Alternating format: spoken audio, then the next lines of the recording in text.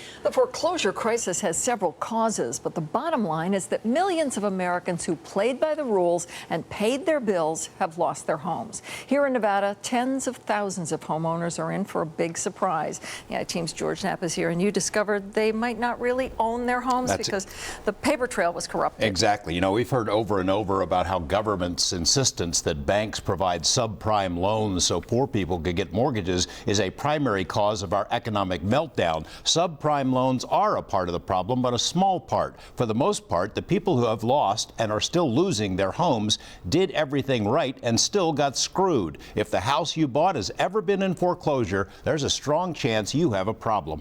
Banks got bailed out! We got sold out! If the big banks want to know what sparked the Occupy Wall Street movement, which spread to more than 70 cities, including Las Vegas, they should look in the mirror. High-stakes gambling by the banks, using mortgages as securities, inflated the housing bubble, then popped it, which unleashed economic chaos that has laid waste to homes, businesses, lives. Government regulators watched it unfold, which is why angry Americans believe the deck is still stacked in favor of the banksters. We all invested in the banks. We all placed our money in those banks religiously for years, and now they're turning a blind eye to us, the public. Matt Collister has probably banged heads with banks on behalf of more clients than any other lawyer in Nevada. More than 2,000 clients altogether. Their files clog his offices. There's nothing approaching a fair playing field. The stories I have heard are so stomach churning that I have become immune to them.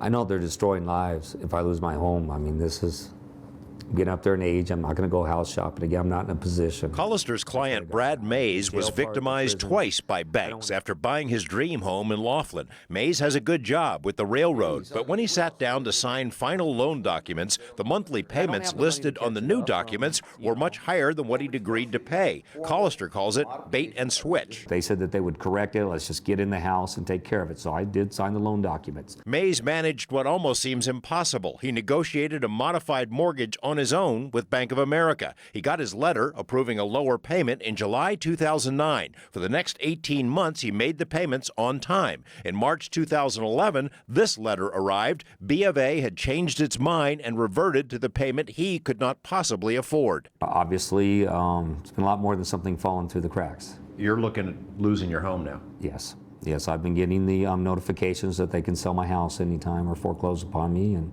it wasn't supposed to be this way. During the bank bailout, a program called HAMP was created. Banks accepted $75 billion for their promise to help homeowners modify loans and avoid foreclosure. In front of Congress, Bank of America said they stop all foreclosures when homeowners request modifications. Collister says that's a lie. The HAMP law was gutted of any sanctions. Banks accepted the billions, but have to be forced to modify loans. The program known as HAMP does work, but you have to force it to work at the end of a gun. And that's what I find appalling, that I should have to file the same lawsuit 6, 7, 8 times in front of different judges, getting different results, unfortunately. Banks and third-party service providers further got the government to privatize the paperwork process to streamline it, they said.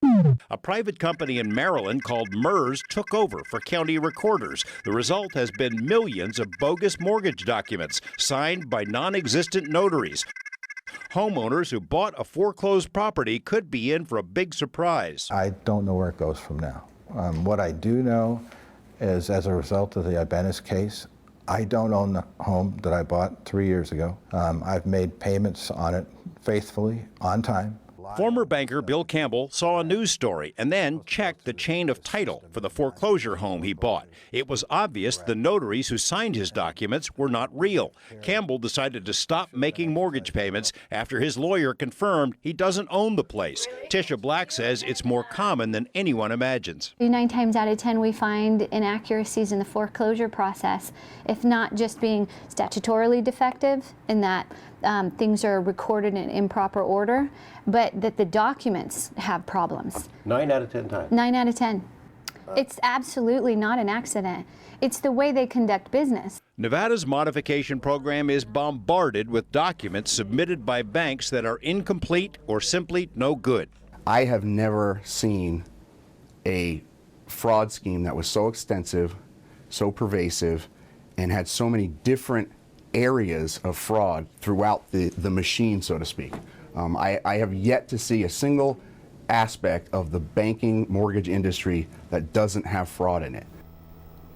When attorney Tisha Black told me during our interview about 9 in every 10 foreclosure homes having a problem, I gave her my address because I bought a home out of foreclosure 3 years ago this month. It took her all of about 5 minutes to call up the documents and identify the problem in the chain of title. The Attorney General's office confirmed to me that I don't own my home because of bogus signatures and improper filings. There is no simple way to explain this, but if you bought a house that was ever in foreclosure, no matter how many times it's changed hands, you need to check the paper trail. We have a link on our Desert Underwater website that helps you locate the right documents. However, you might need the help of an attorney to spot potential problems once you get that paperwork. And of course, one last point, scariest of all, is that no one we have talked to knows how to fix this for persons in my kind of situation. The law is not clear at all. Tomorrow at 5, Desert Underwater continues. Nathan Baca will lay out the places that you can go to for help. All right. Thank you, George. Sure.